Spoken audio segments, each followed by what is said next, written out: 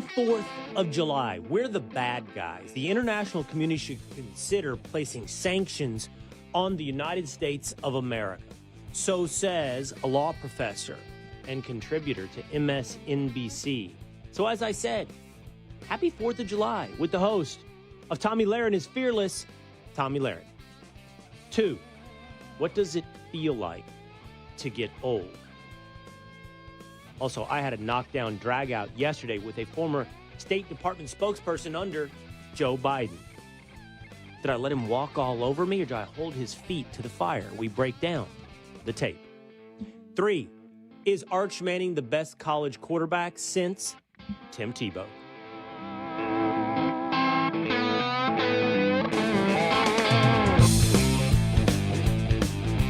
It is Will Cain Country.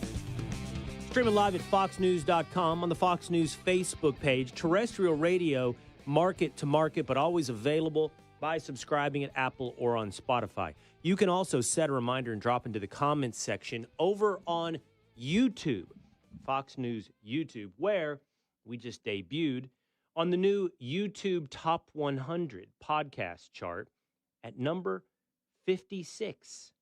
We're excited to be a Top 100 podcast streaming on YouTube. So make sure you join us over there. Continue to grow the Willisha. Knockdown, drag-out fight yesterday with Ned Price, former State Department spokesperson under Joe Biden. Afghanistan. Joe Biden's cognitive ability and his criticism of the incredible foreign policy accomplishments of President Donald Trump. But was I weak? Did I let him walk all over me? Or did I hold his feet to the fire? You have given your verdict. We're going to review that a little bit later coming up here on Will Cain Country. But let's get into it with story number 1. Tomi Lahren is the host of Tomi Lahren is Fearless at Outkick at foxnews.com.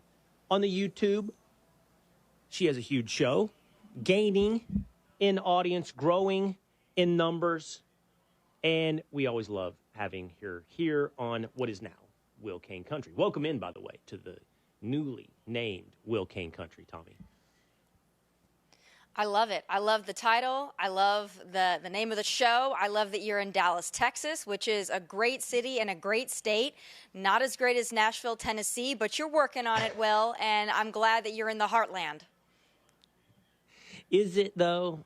I unfortunately had to go to a funeral on Monday, and one of the people came up to me and said, Heartland, Will? Are we the heartland in Texas? And I think it's fair. It's fair. Like, the heartland is where you're from, not where you are now, Tomi. Like, if we had to draw a circle around what is the heartland, it would be the Dakotas and Kansas and Nebraska, probably Iowa. I think it probably would extend down to some extent into Oklahoma, but I don't think it comes as far south as Texas. Like, who really gets to claim the heartland? You're right. I think the heartland is more of an idea, right? It's more of what your city or your state, the values and the ideals that the people there predominantly hold. So I would still consider Texas to be part of the heartland, the heartbeat of America. But yes, I do have to say that when we're talking about the geographical heartland, the Dakotas, I'm happy that you gave it up to God's country there. The Dakotas definitely are the heartland. But we love Texas, we love Tennessee, and I think that we can still consider them part of the heartbeat of America. We're all welcome there. I want to ask you more in just a moment about the heartland. I actually want to ask you something that piques my curiosity in just a moment about South Dakota.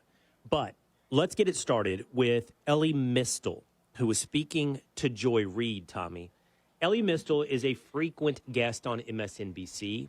He is a law professor, I believe, at least formerly, at an Ivy League college. The point is, not just some random radical given a microphone, but somebody who has participated in shaping young minds.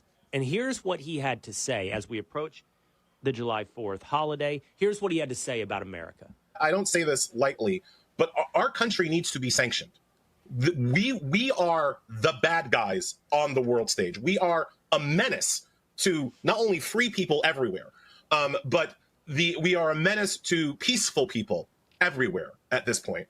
And I'm not even going to say that we've only been a menace for the past 3 or 4 months, right? Like, when does the international community decide that enough is enough? I know we're rich. I know we've got a lot of money. I know that people want to buy things from our country because we're rich, or want to sell things to our country because we're rich. But at some point, the international community has to stand up to us because we are a bad guy on the world stage, right? And so we should be sanctioned. We are the bad guy on the world stage, and we should be sanctioned. We, America, Tommy. Will, why is he here? I mean, that would be, I guess, my overarching question. He hates this country. It's racist. It's oppressive. It's a bad actor on the world stage. It's the international community should sanction us. Why doesn't he go become a part of the wider international community? It's funny. All of these people that hate America refuse to leave America. It's very simple. If this country is so bad, leave it, right? I obviously give California a lot of crap. I left California. If I were still sitting in California dumping on California, I would be a hypocrite. I left California, right? But these people, they dump on the entire country. There's not a single place in this country, even the places that vote for democratic socialists, not even those places are acceptable to people like that. But, Will, I think they say these things because they got to get attention. Because if he were sounding even mildly sane, no one would be paying attention. You wouldn't be playing a clip of him. Same thing with Joy Reid, who called Alligator Alcatraz a concentration camp for brown people. They have to say these things because while they might get a certain spot or soundbite here and there on MSNBC, by and large, they just rely on podcasting or digital, which you and I both love, but they have to say crazy things in order to be talked about. I think that's more what this is about. Also, they hate America, but probably more so for attention. Okay, I think that's interesting. I think you're probably right. We live in an attention economy, and the attention economy requires people to do outlandish things in order to get attention. However, I do think, at least to some extent, he believes what he says. Now, the question is whether or not he's a hypocrite or he's truly a fraud, because if he believed what he said, to your point, he would leave America. If it is so bad, you would find someplace that isn't so bad to lay your head at night. But I do think there is this general antipathy towards Western civilization. And I don't want to limit it to America because you'll hear and see similar things across Europe. And I do find it fascinating that no one chooses to leave Western civilization. In fact, I always love the thought experiment that if you took down all international borders and allowed people to freely move where they would like, where do you see a net influx? Where do you see a net outflow? And it's obviously true, it's happening, that you see a net inflow in Europe. People from the Middle East and from Africa are moving to France and to Germany. And of course, people from all over the world try to get into the United States, which speaks for itself when you say, why would everyone flock to something that is so bad? So they end up sounding like, and maybe this is what they truly are, this is the stereotype, the wife who says she loves her husband wants to change everything about him. At some point, do you love your husband? And I think it's a worthy question to them. Why are you here? Do you just want to change everything about America? Do you not have any place else on earth that lives out your fantasies, that you wouldn't have to struggle so hard to change? That is your vision of utopia, or even just better than this awful place that is the bad guy, America? I'd also point out that the few celebrities that actually have left America as they've promised to do, you got your Ellen DeGeneres, your Rosie, and maybe a couple others. Not many actually follow through. But where do they go, Will? Are they going to Africa? Are they going to the Middle East? No, they sure are not. They're going to Europe. They're going to Europe, they're going to Ireland, they're going to the UK, they're going to, of course, Western civilization. So even when they flee here, they go to maybe the second best option. And then they still complain about the US when they're there. So it's obvious to me that they don't actually believe this country is horrible. They don't actually believe that European countries are horrible. But still, they want us to be more like the third world here. So it's almost like they leave it or they hate it, but they want it to look completely different, but not for the better, for the worse. It's like, let's just destroy it. And I think that's the same thing with Mamdani. I don't think he actually thinks that socialism and communism is going to make New York City better. I think he knows it'll destroy New York City, and I think that's the point. I think some of these people truly hate this country, and they want to see it fail. And maybe that's the bigger problem. Zohran Mamdani, the current Democratic candidate for mayor in New York City, who's becoming the new flag bearer for the left, becoming the new flag bearer, in fact, for a political party, Democrats. Okay, let's keep going with this new research that came out, Tommy.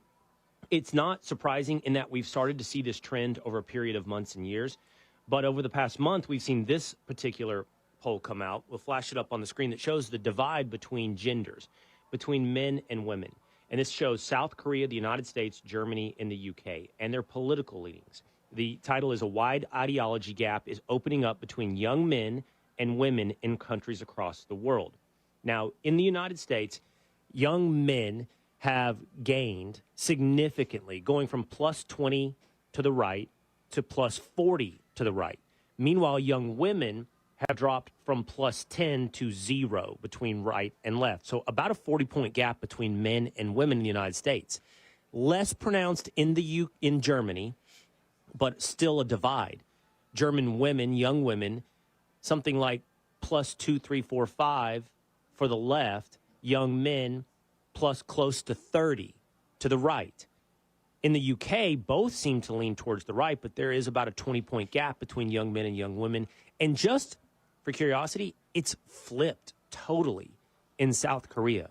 Young women plus 20 to the right, young men off the charts, like 40 to the left. There's a lot to dig into there about what's happening between young men and young women, the least of which, by the way, because it's furthest away from home, is what is happening in South Korea. But the rest of the Western world, you see this huge divide between young men and young women.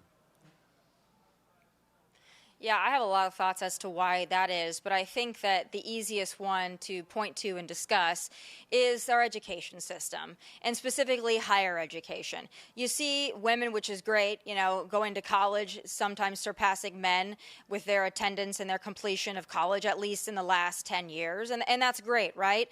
But when you look at the institutions that they're going to, especially if they are the Ivy League, especially if they're in the Northeast or in California, they're teaching these people to hate America. They're teaching these people to hate patriotism and all the conservative ideals. So it really doesn't surprise me that you see a lot of young women trending more towards the left. Where did they go to school?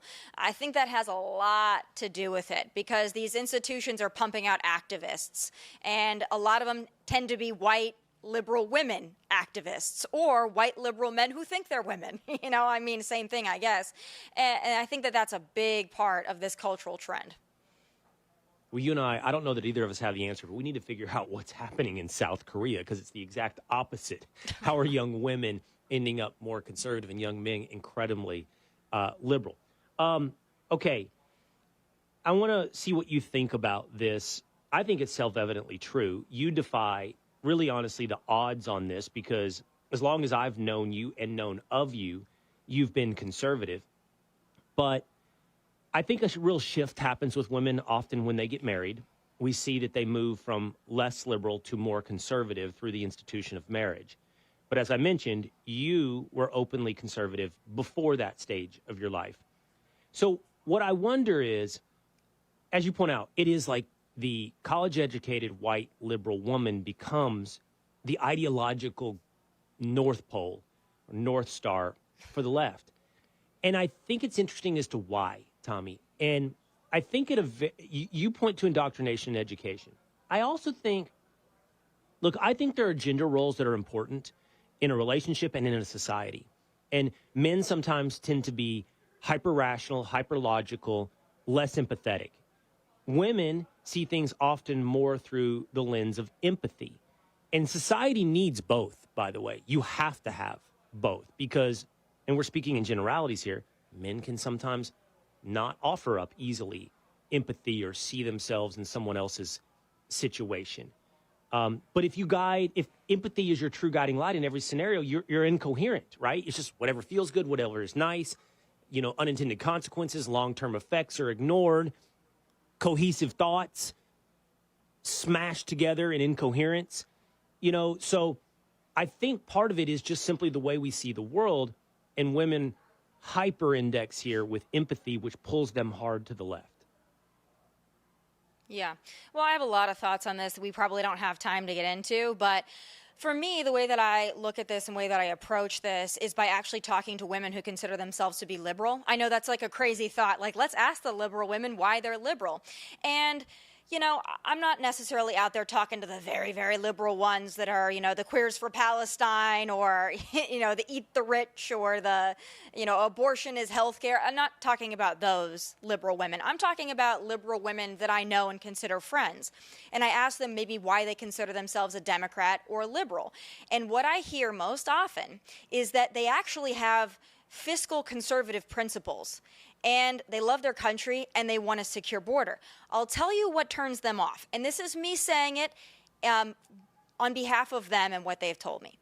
It's that they feel like to be considered a conservative, at least in today's construct or what they're hearing, is that to be conservative, you have to be a trad wife that thinks that your main role is being a wife and mother, okay? They also think that you have to be very, very, very pro-life, and that beyond that, you probably don't believe in, you know, gay marriage or same-sex marriage, and that's what turns them away from being a conservative. And they are conservative fiscally because they believe in capitalism. They also believe in the other tenets of conservatism as laid out by the MAGA movement, secure borders, national security, all those things. But it's some of the social issues where they are not really, really far to the right on that makes them think that they're actually on the left, but they're really not. So maybe it's a messaging issue. I tend to think maybe it is. Well, I think that's really interesting, and you just gave us firsthand account, and I believe all that to be true. Like, not just because I trust you, but I have seen and heard that same type of thing.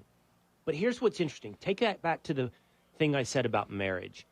Donald Trump did very well with women in the last election, you know, and so that packaging and that messaging that is hitting home with your friends who are liberal. And by the way, I share your perspective on life. I have friends, not all of whom share my political opinions. I enjoy the conversation. I like understanding. This is why I invite a James Carville or a Ned Price onto the Will Cain Show, which we'll be talking about here in just a moment and how that went yesterday. I like trying to understand in the same way I want to understand what's happening in South Korea. I want to understand how people end up where they are. But marriage change, I have two thoughts on what you laid out while accepting that it's true. I think marriage flips a lot of that. So what you describe is often what we hear from single women. The second thing is that person you describe, let's take gender out of it, the fiscally conservative, somewhat socially liberal person is often in the quote-unquote libertarian mold, right? There's a lot of people that say they are fiscally conservative and socially liberal, and then they go, well, I guess I'm a libertarian. I saw this graph, and I'm not going to be able to quote where it came from, Tomi, but I just saw it in the last 2 days, and it showed quadrants of where people are fiscally and socially, and it plots the entire sort of political dynamic. And the left, by the way, is super down in the corner of, you know, super liberal, and they say they want, I believe, fiscal, I can't remember if it's fiscal control. The right is more moderate, actually, despite all the public packaging on this, but it is conservative on social issues. But my point is that that quadrant that we often think everybody says how they describe themselves, socially liberal, fiscally conservative, is fairly empty. There's like not actually many people who vote and behave and live their lives in that way, even though they say it's what reflects how they think or feel. And I promise you, at 4th of July this weekend, you and I, whoever we're going to hear, you're going to encounter that, right? Always you do. I'm fiscally conservative, but I'm kind of socially liberal. But are you really? Because I don't know if that's socially liberal out. Or socially moderate. So I think there's a big difference between being socially liberal and socially moderate. I think that the social moderates are actually where most people in this country live. They are totally fine with gay marriage. They don't care. They believe in the women's right to choose, but to a point, and they believe it should be safe, legal, rare, and they're not celebrating abortion, and they definitely don't believe in late-term abortion, but they believe that that option should be there. So those people, I think, actually comprise most people in this country, and the data shows us that. So they're not socially liberal. They don't believe in late-term abortions, and they don't believe in transing children, LGBTQIA, everything. They're socially moderate. And I think there's a myth that you're either socially liberal or you're socially conservative. Most people are in the middle there. Yeah. So I think that's why the data that you mentioned doesn't reflect those people, because they are in a moderate place. All right, I think that's really good.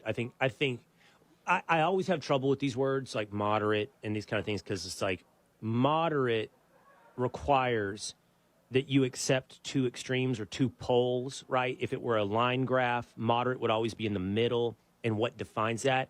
But regardless, I think you are accurately describing most people. And by the way, two-a-days Dan pulled up that chart really quickly, Tommy. I don't know if you have return, but this is what I did come across. The source is Lee Drutman, New America by the New York Times. This was in the New York Times. So, okay, it's a graph.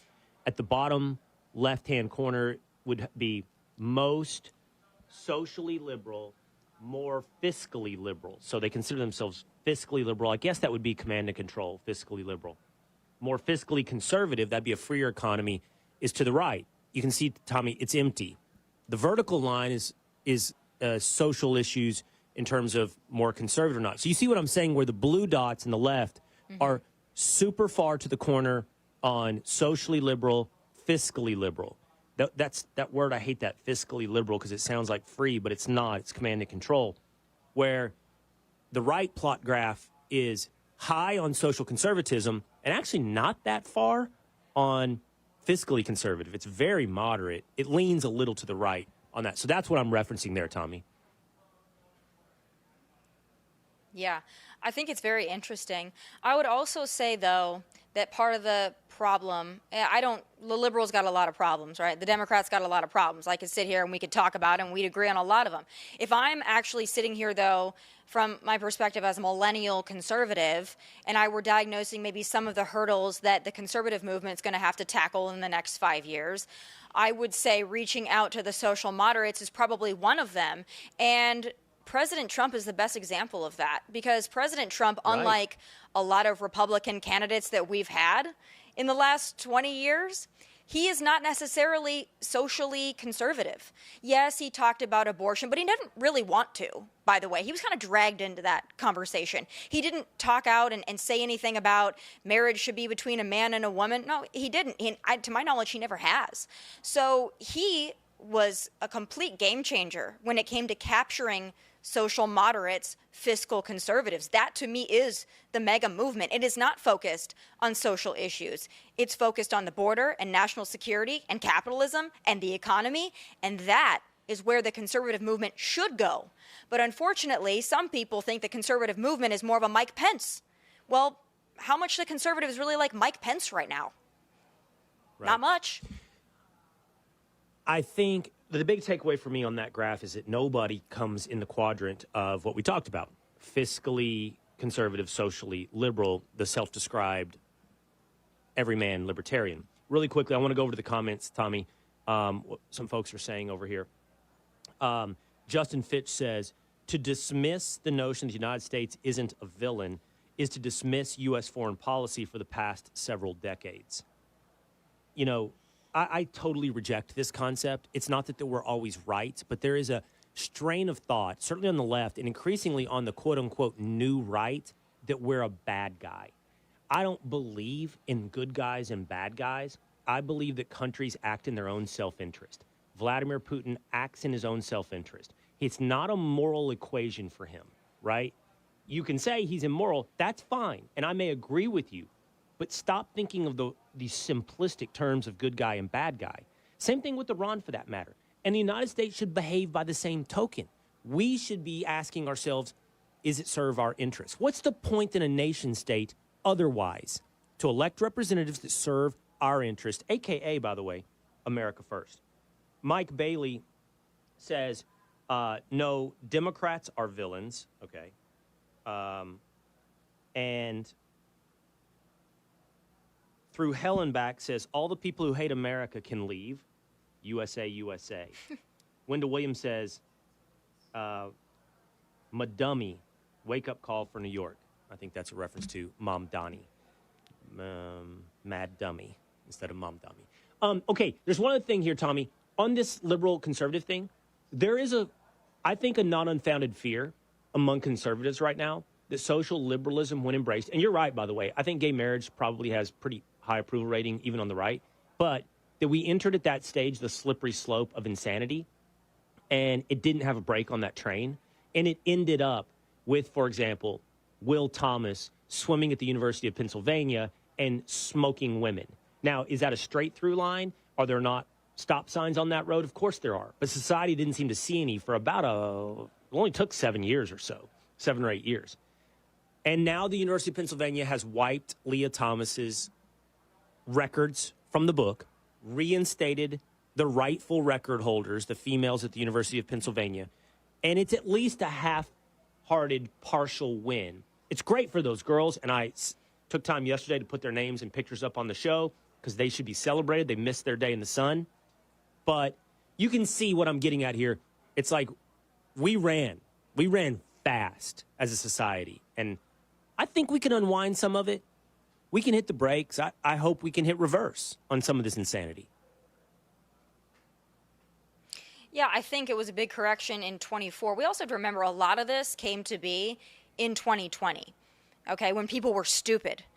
Probably the dumbest we've ever been. We allowed the government to close businesses, lock healthy people in their homes, close down gyms, but you could order Uber Eats until you were 350 pounds. 2020 was a stupid year. People were posting black squares to end racism. Okay, this was a dumb year. So when all of this woke stuff happened, it was in 2020. So I don't believe that it's because we legalized gay marriage that we got to Leah Thomas and all of this. I think it was 2020 and woke insanity that brought us there. And then 2024 was a giant correction of that. So I think if we stay on track and we stay normal and sane, I don't think we're going to go back there. I don't think they can pull us back there. I think that we're going to probably, there will be some left turns here and there, but I think, by and large, the American people are back on track from where we were in 2020. Okay, and here's where we can bring this conversation full circle, Tommy. I think you're right. I don't think it's an inevitable leap from gay marriage to Leah Thomas. I don't think that's the logical, slippery slope next step. But I think if empathy is your guiding light, that's where you'll go. I think if empathy is what drives you in every calculus, you'll just continue to apply it in hyper-narrow, horse-blindered focus without seeing how it affects other people. And so if empathy is what was your guiding light, in 2011 on gay marriage, and not that empathy shouldn't play a role, but whether or not it's your only calculus and your guiding light, then you get to this insanity. And I think that brings us full circle on, what's happening with men, what's happening with women, and so forth. Okay, before Tommy goes and gets ready for Tomi Lahren is Fearless, which kicks off in about 30 minutes, I do want to ask you this. I said I want to come back to it. Where'd you grow up in South Dakota? Rapid City, more commonly known as where Mount Rushmore is. Yes, and you and I have probably discussed this because I tend to. I really love western South Dakota. It is awesome. Deadwood, even the Badlands, which I haven't got to really, really, really experience the Badlands, but Mount Rushmore, all that area. It's so. I know you grew up didn't your family cattle ranch? Is it? Or they still do? Is that how you grew up? Yeah. Well, I didn't grow up on a ranch, but both of my parents come from ranches, and my dad's side of the family still has the ranch in eastern South Dakota. So I come from a ranching background, but I grew up, as most people do, in South Dakota. I grew up out of town. I grew up on 12 acres with horses and kind of out in the middle of nowhere by our city standards. So that's what shaped me. Right. And South Dakota is definitely much different than even Tennessee or Texas. When you're in South Dakota, you can't go to Nashville and you can't go to Dallas, right? The closest big cities are Denver and Minneapolis, which are about 6 to 8 hours away. So it's much different living when you're in South Dakota or North Dakota. They've completely taken over Montana, by the way, which we're not happy about. And we're hoping that they just stop at Montana and parts of Wyoming and leave South Dakota alone. But they're getting ready to infiltrate, I will say. Well, the folks from Colorado are looking at South Dakota, and they are licking their lips because they hate Denver, so they're coming to South Dakota. Well, I'm not doing it any favors right now by singing the praises of that area, because it is beautiful in a way that people don't appreciate. People know about Montana. People know about Jackson Hole, Wyoming. People know about Colorado, but South Dakota over there. So, okay, so your family was in eastern South Dakota for their ranching, because that's what I was curious about. That's more flatland, prairie land, grassland.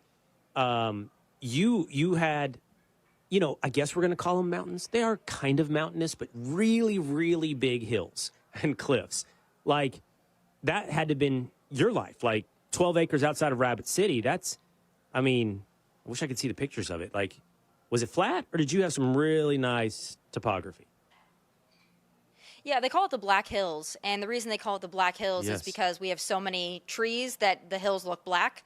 But yeah, if you've seen photos of Mount Rushmore, that's essentially where I grew up. You can see Mount Rushmore on certain places near my house. If you're up high enough, you can see Mount Rushmore. So that's really what I grew up in, is the Black Hills, which is beautiful. And a lot of people think South Dakota is flat prairie land.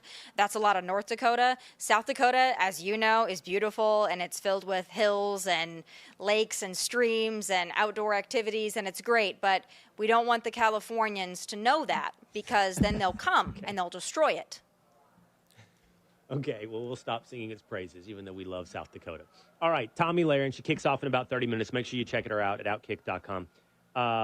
And Tomi, you're now, as of the last couple of months, also on the Fox News YouTube channel as well, right?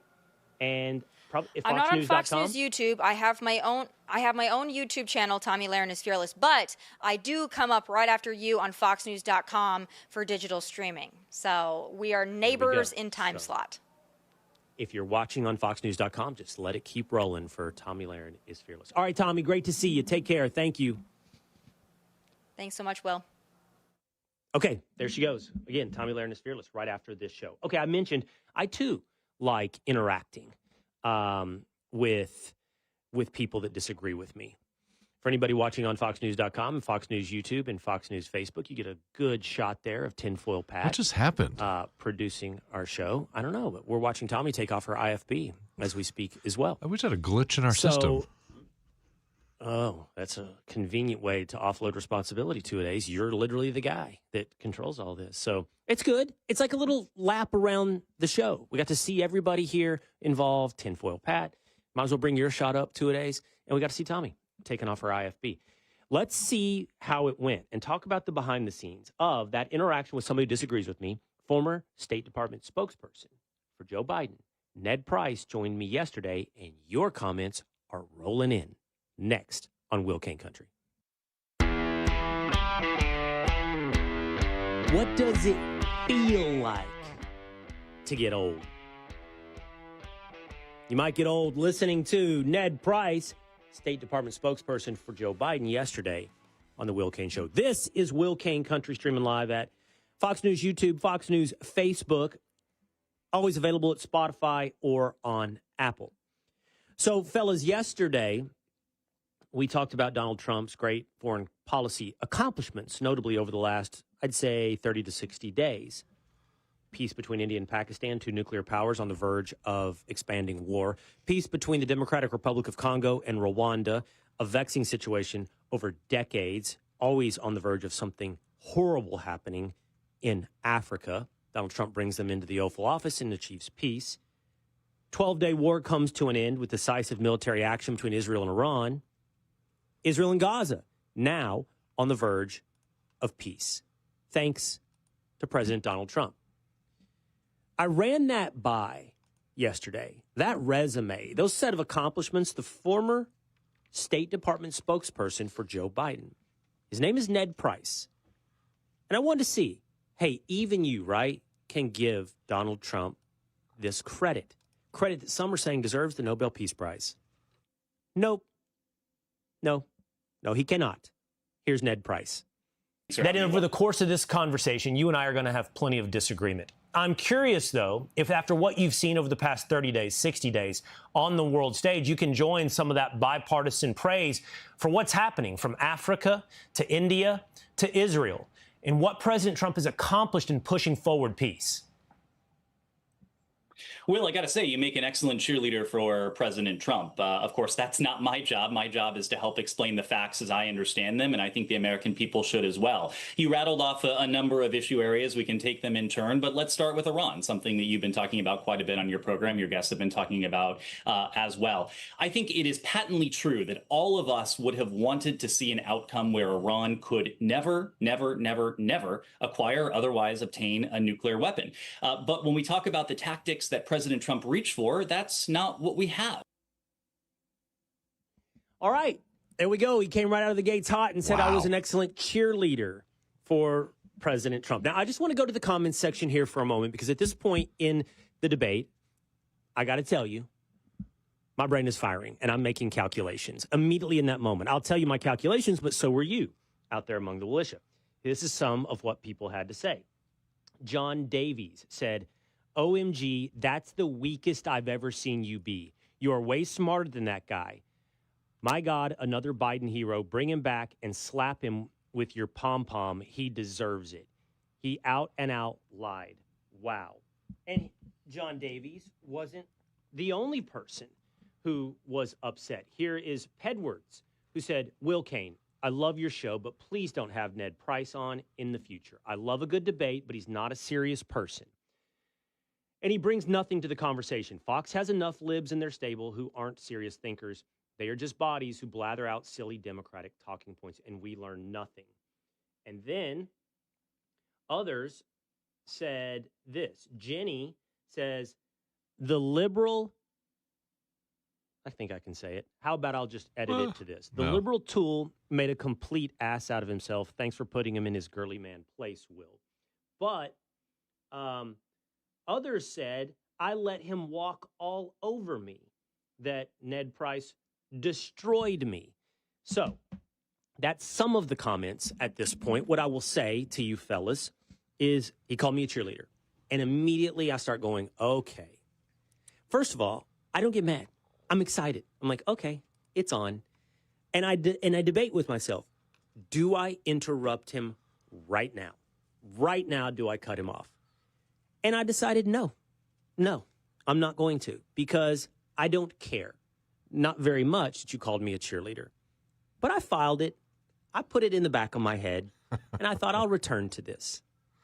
And I let him say for a while what he wanted to say, because that's what a conversation is and that's what a debate is, and I can't constantly interrupt. But I will admit, in this interview, I did end up interrupting more than I normally would. Here's a little more from this with Ned Price. We did have something that permanently and verifiably prevented Iran from ever obtaining a nuclear weapon, which I think is our shared goal. You said this administration always consistently said that Iran could never have indigenous enrichment. That's also not true. President Trump's special envoy early on came out and said they can enrich at very low levels. That's totally fine. Let me ask you this, Ned. You came out in this conversation and you, which I let slide because I'm a good-spirited individual of goodwill, suggested that I might be cheerleading for President Trump. Instead, what I think I'm doing is accurately and objectively describing what's been accomplished over the last couple of months. I would ask you, since you invoked the idea that one of us here might be biased, you stood there and told us that we pulled out from Afghanistan. You said it wouldn't be easy, but that we were in a better place. Well, Ned, I know a lot of American soldiers. I know Afghan nationals. I know a lot of people within the defense industry, at the Pentagon. I know a lot of people in the United States government that do not share your sentiment about the way that you gave a spokesperson voice to the way we pulled out of Afghanistan. And I went on from there. I don't know. And that's my point, to rebut him at this point. And I think we have one more clip, but then I pivoted to say, let's establish your credibility. Many of your former colleagues have now called out Joe Biden and his cognitive ability, including Karine Jean-Pierre. I don't know if this is the clip you have two-a-days, but I gave him a chance. Establish your credibility with this audience. What would you say about your former boss? So what can you tell us today about the man that you worked for those 4 years and what you saw from President Biden? Well, look, I can't help but note that you're asking me this question 6 months after President Biden left office, a year after he dropped out of the presidential race. Well, this is the first time we've spoken, Ned. I have been asking this question for years. This is the first time you and I have spoken. So can you do it 6 months after he left office? and I will give you my perspective on an issue that, in my estimation at least, is not really news because, again, President Biden has not been president for 6 months. But here's my perspective, Will. Look, I had the good fortune. It's news because it was a cover-up. To see President Biden up close, whether it was in the Situation Room, whether it was in the Oval Office, in the residence at the State Department, traveling around the world. And in each and every one of those instances, I saw a president who asked probing questions, who asked the right questions, who dealt with challenging issues, and who ultimately fulfilled his most responsible, most solemn duty as commander-in-chief and made decisions. Now, look, there is a key difference between the role of commander-in-chief and between the function of running for president. These are two very different roles, two very different jobs. Every time I would say one is more important than the other. I would say one is more important than the other. With you at all. Running the country more important than campaigning. If you can't campaign, I don't know how you run for the country. All right, so there we are talking about Biden's cognitive ability, which he can't go on to say. I think he hung himself out to dry in saying those two roles are very different. Yeah, I'd say so. So if we're seeing concerns on the campaign trail, there's some legitimate concerns about the way you run your presidency. So he's unwilling and incapable of saying that. So back to your comments. Colin White says Will Cain had Ned Price for lunch. Great show. Taco Mama says, you get me so fired up. Yeah, take that pom-pom to the face, Ned. Blue Line says, are you kidding me? We'll let him walk all over him. Mixed views here. Brian McDonald says, why would you let him have the win when he completely dodged every question? I'm not sure what win I let him have. I think I said the win was that he had bigger pom-poms than me, suggesting he's a bigger cheerleader and less objective than me. Julie Wetzel says, great job today. You took that lying Ned to task. You graciously offered him a bone, but he is so petrified, looks like he has a stick up his ass. Sean Suggs, you made Ned look stupid today. I understand why they won't give Trump any credit for all the good work he's done. Okay, I can't go on and read that one. In my opinion, Will Cain Show is the most informative show on TV. Well done, Will. Can I? A lot of different. Can I jump in real quick? Go ahead, 2 days. I just want to say, I hope you don't mind me saying this, but I was in studio with you yesterday, and after that segment, I came over to the studio and I was like, "Hey, great job! That was great." First thing you're doing on your phone, looking up comments.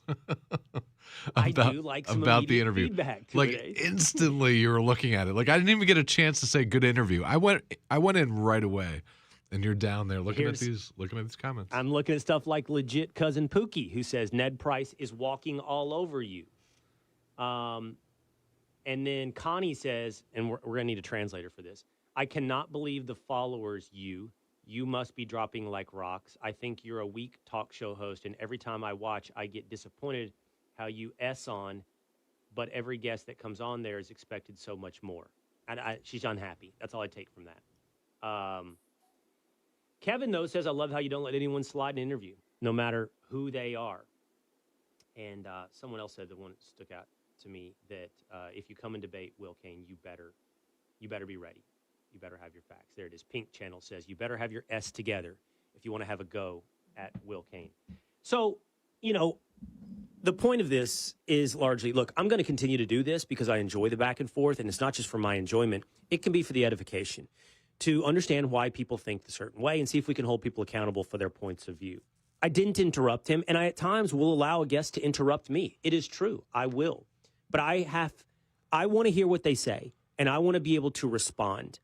It's not only punch, it's counterpunch.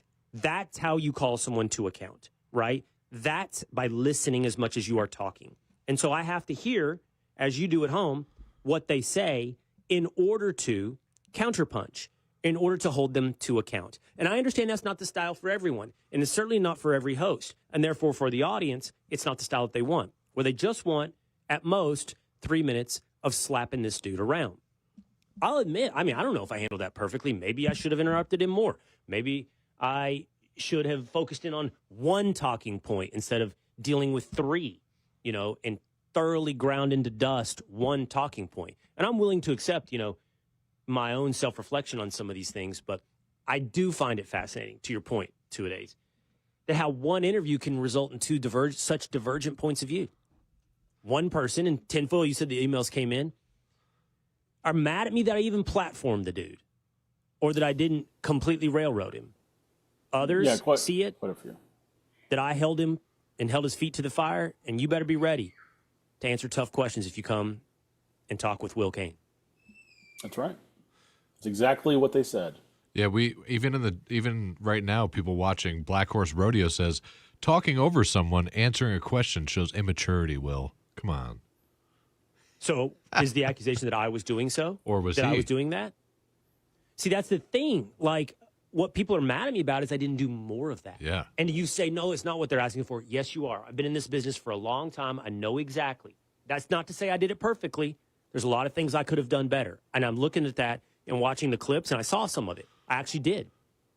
Don't make my rebuttals an aside.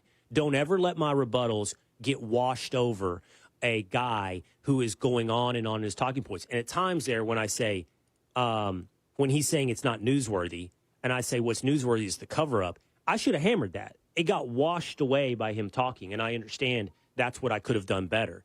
But I do know tonally, especially in television, less so in what we're doing now, where we invite people on. And by the way, some of that television audience would be very disappointed in what I do here, because I will let them talk, and then I will debate what they had to say. Television, you're in a 5-6 minute environment. Time is a huge issue. And I think there's a lot of people that come away with it not with light, but only heat. And so they come away with it and they want a feeling, and the feeling they want is total and utter destruction. And so I'm not going to probably ever be able to deliver for those people, because rudeness is not really part of my tool bag. I'm going to smile at the end. It's just, I don't know. I'm not mad. I'm not angry, even if you are watching at home. I'm more. Think about this. Do you think that Mike Tyson was angry? Do you think Sugar Ray Leonard was angry? No. You're not angry when you're in a fight. Anger lasts 30 to 40 seconds. It's an energy that burns hot and short and out. Floyd Mayweather is a technician. That's why he's undefeated. That's why he's undefeated. Am I calling myself Floyd Mayweather? Maybe. A little bit. Will Mayweather. I am like Floyd Mayweather in that I'm getting old. And a guy we don't love, well, period, and we don't love to play, is a sports writer named Jeff Pearlman. But Tinfoil Pat found this on social media. I don't follow the guy, so I didn't see it. But I agree with you, Tinfoil. This was pretty fascinating, this little selfie video he did about getting old. Listen. It is so freaking weird getting old. It is, I can't even explain it. You have to go through it to understand it. Like, one day you're young, right? One day you're, over here, and one day your friends, your friends are getting married, and you're at the wedding, and you're with the friends who are getting married. So you're all dancing with the people who are getting married, and you're all getting drunk. And then one day you blink, and it's your friends' kids who are getting married. And now you're the old people at the wedding. That's actually a pretty good way to explain what it's like. It is so bizarre. He goes on to say in this video, so I told you guys earlier, there's two big markers, I feel like, for how it feels to get old. One is the incredible flash of time that is the change in your children. And I think it goes slow for a while. Like, it's a normal pace of life from like age. See if you agree with this, Tinfoil, because you have 12 children. From like birth to 7 years old is a pretty natural linear progression of time. But then as they hit puberty and all these different weird things and they change, time goes at warp speed. And I told you, all of a sudden now I'm looking at a 6'5", 17-year-old, and yesterday I was picking him up and carrying him around. But the other more interesting thing he had to say is the way people interact with you. He's talking about people calling him sir and this kind of thing. And in your head, you're still like 35 and you're contemporaries, but you're not. And people are calling you sir. And then the weirdest part, you fade away. There was some comments under him that said women particularly experience this. You fade away, meaning people stop noticing you, your presence, that you're there, that you're relevant, that you're part of their universe. You start fading away, and you can kind of feel it. You can kind of feel it. I would imagine if you're putting yourself in those environments like New York City bars. By the way, New York City is a great, for you two days, a great experiment in this. Very much so. Like, Yeah, I I'm imagine, 'cause I lived there 37. for 15 Yeah. years. You were going to a bar when you were 28. You may still go to that same bar. And when you were 28, you're like, this is my bar. This is our bar. We're the people at the bar. Now you show up and you look around. You're like, no, it's not mine anymore. Look at all these people. It's their bar, and I don't matter. And That's now so I'm weird. getting to the point where I was the old guy. You know, in New York bars, when you go in, and there's always the like 3 or 4 old guys that are regulars that sit at like the corner over there. Yeah. You're becoming that guy. It's like Larry, Bob, and Joe. They've been here since 1965. That happened to me recently. But I used to hang out with older people at bars, so I was always the young one, and I'm still the young one. You know what I'm saying? So I set it up that way. So you'll always feel So young. I'll always feel young. Yeah. It is a weird thing to see it start, and it is happening in my life. Oh, wow. Like, yeah, I'm not the same. Even as you guys are in your late 30s, you know, I'm not the same. All right, 2 days. You have an update for us? What's going on? Yeah, Hakeem is it on the Jeffries One is Big speaking Beautiful right Bill? now. Yeah, if we want to dip into it a little bit. In corruption in Congress, in corruption at the Supreme Court, and in corruption with the administration. That's part of our agenda. An anti-corruption agenda. That's what the American people deserve. That's what we as House Democrats are committed to bringing about. The exact opposite, Mr. Speaker, of what we see in this bill. All right, that's Hakeem We're going to Jeffries, present to the American people. House Minority Speaker, there on the floor of the House as they're waiting, I believe, to vote on the One Big Beautiful Bill. He has the privilege as the Speaker to have unlimited time. I believe they call it like the magic minute or something like that. And hasn't he been going since like 8 a.m. Yeah, or before? It's been quite a long time. I've been watching. Yeah, he's been speaking for hours. I mean, I don't know what's more impressive, that or the energy of the gallery to cheer him on like that Every over this 45 period of time. seconds. Yeah, And that was live? yeah, this is live. That's yeah. incredible. He's gonna have to All right, relieve let's take a himself quick soon. break. Let's take a quick break. We'll come back. Maybe we'll check in on that. We'll also answer the question of whether or not Arch Manning, as one person has already said, is the best college quarterback since Tim Tebow. Coming up on Will Cain Country.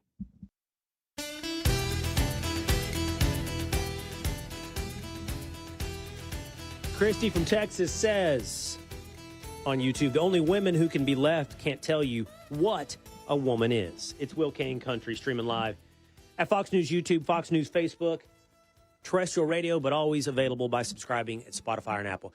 That's what you should do, by the way. If you ever miss this, I know that your lunchtime break, you join us, many of you, as we stream this. It's playing on your car radio as you're driving around out there in Buffalo or Dallas or many of the markets we're on across America. But you should head over to Spotify or Apple and then get us in the podcast format, and then you'll never miss to hang out with us if it fits your schedule differently on that day on Will Cain Country. Is Hakeem Jeffries still speaking 2 days? Is it still going? It's still going.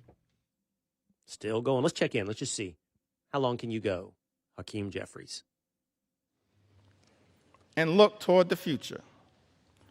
I mentioned earlier in my remarks that I wanted to talk a little bit about faith.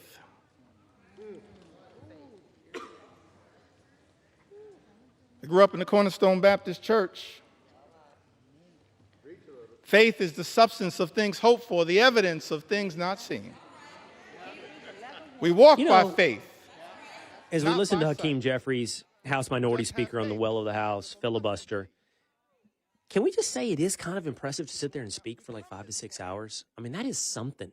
And as somebody who speaks for 2 hours on air a day, I've done 3 hours with a lot of commercial breaks on ESPN radio. It is exhausting. It does. It's because of adrenaline. It's the adrenaline spike and crash. That's what I think it is. It's not like physical manual labor. You know what I mean? Yeah.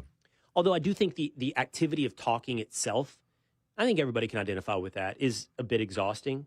But the adrenaline to public speak, especially, by the way, public speaking, I think, like on a stage, it just spikes your adrenaline, and then you hold it. And honestly, this is one of the things that's so, here come my pom-poms, impressive about Donald Trump. Like, how many times does he spike his adrenaline throughout the day? Like, he's doing his public events, his public speaking all the time. I'm telling you, it's an adrenaline roller coaster. So I'm just going to give that to Hakeem Jeffries. He's going on for hours and hours. That's exactly. And by the way, fairly eloquently, I know he's reading. He was handed a binder. The story is he came in with like 5 or 6 binders. So he's kind of reading it. That didn't sound like it. It sounded like he was speaking. But I don't know. Has he done a long putting filibuster off. before? Who? Jeffries? Yeah. I think it Don't was know. New Jersey Senator. Yeah, if I Kevin recall. McCarthy did that 8.5-hour one in 2021, delaying Build Back Better. Next time we have on Kevin McCarthy, we should talk to him about that. Like, yeah. literally, what does that feel like, talking for 8.5 hours? And I'd be really curious about that. Jeffrey started at 4:53 a.m. this morning. So how long is he going? It's been As we're live now, 7 to 8 hours almost. it is almost 1 o'clock Eastern time. Yeah, wow. That's crazy. Wow. That's Does 9 he hours. Does almost. he wear a diaper? Like, what does he do? That's a great question. That's a great question. I would ask that of McCarthy. Food? Yeah. That's Are a you allowed to great eat? question. Do you fast? I don't know. Are you I think you fasting? are allowed to eat. I don't know. You get a Snickers. Very good questions. Let's see if we can invite on Hakeem Jeffries. Good luck. One of my old colleagues at ESPN, Paul Feinbaum, who I always liked, by the way, had this to say about the University of Texas quarterback, Arch Manning. I think there's a reasonably good chance that Arch Manning will be sitting on the front row in New York at the Heisman ceremony. That's assuming that his team does what it's supposed to do and compete for not only the SEC, but for the national championship. And I really believe they will. I believe also that Arch Manning is the best college football quarterback we have seen since Tim Tebow entered the scene in 2006. Wow. Okay, so that got one person on the show's attention for obvious reasons to all of us. For any of you that are watching or listening or somewhat new, Tinfoil Pat's our editorial producer here, and he puts together a lot of ideas for the show. And this idea, he riffed about all the quarterbacks that were ignored in that analysis by Feinbaum. Cam Newton, several others, but buried on that list, not inconspicuously, Jameis Winston of Florida State. It's one of the Tinfoil best Pat, the biggest fan offenses in the college world. football history. Yeah, sure.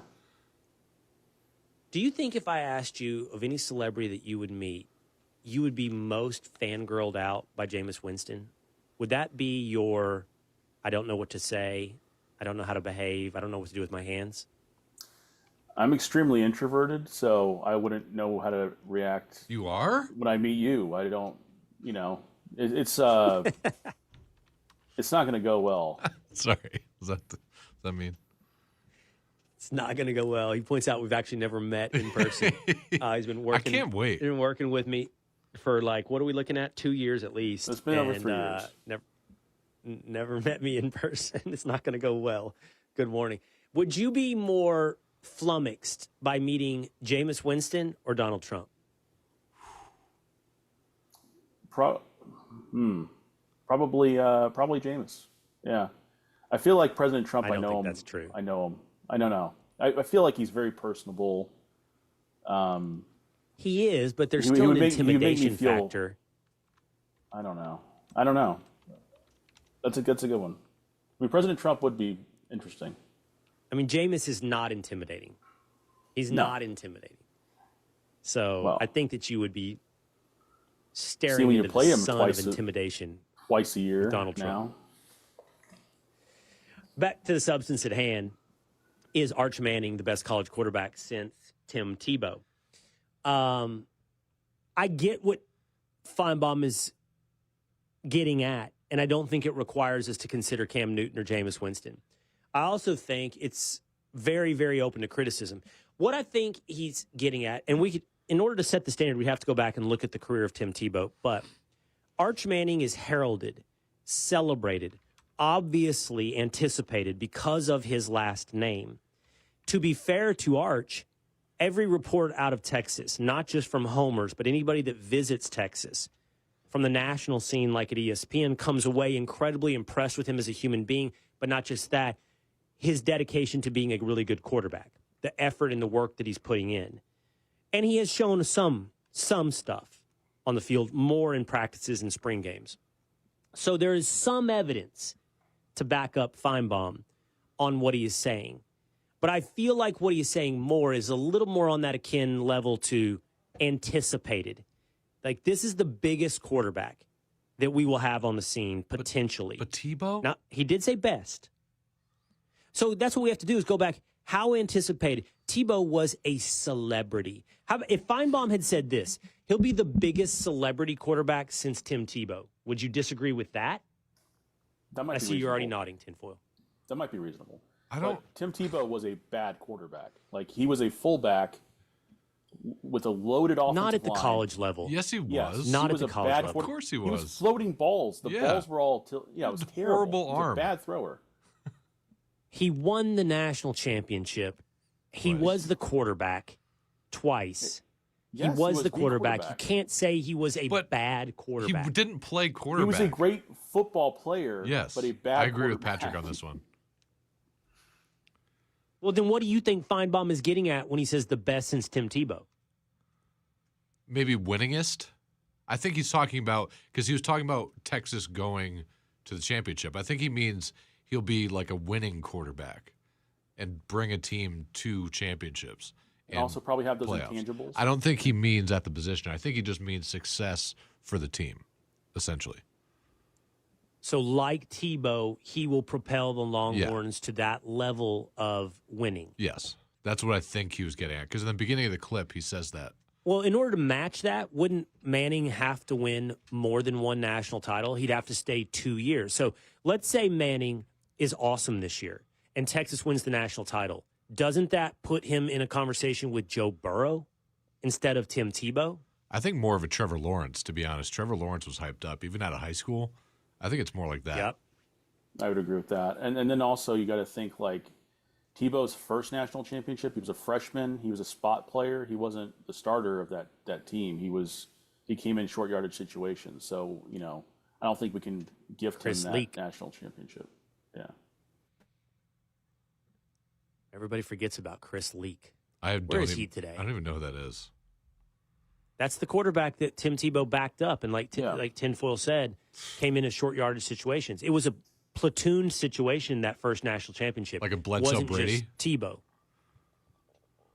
That wasn't platooned. Not quite. Well, I mean, like No. taking over after.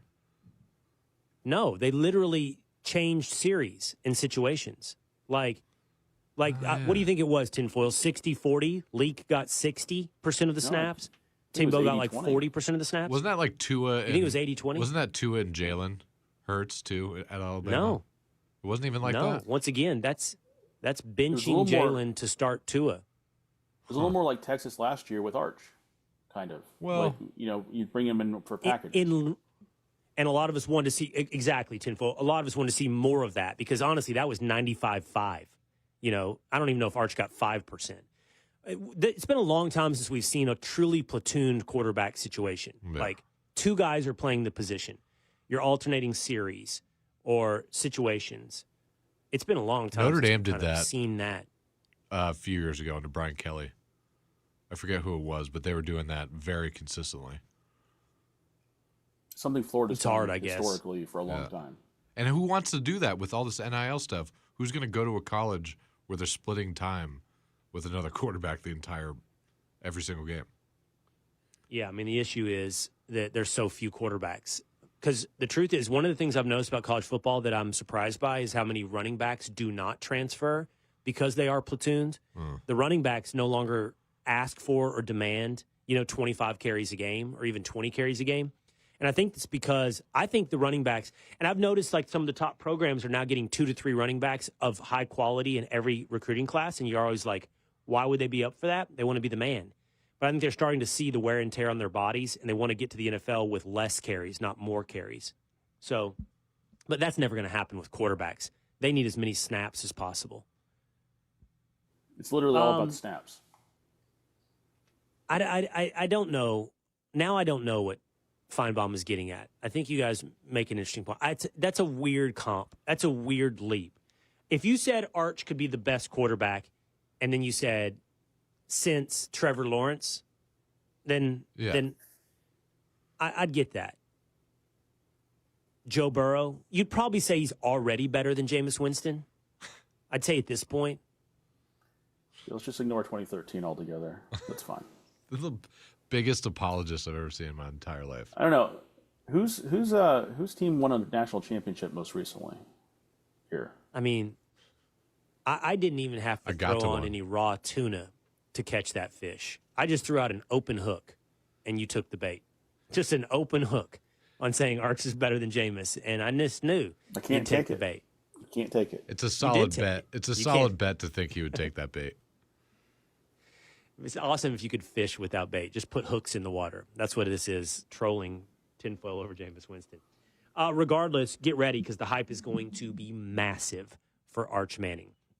All right, that's going to do it for us today. We hope you have a happy 4th of July. There's a best of version.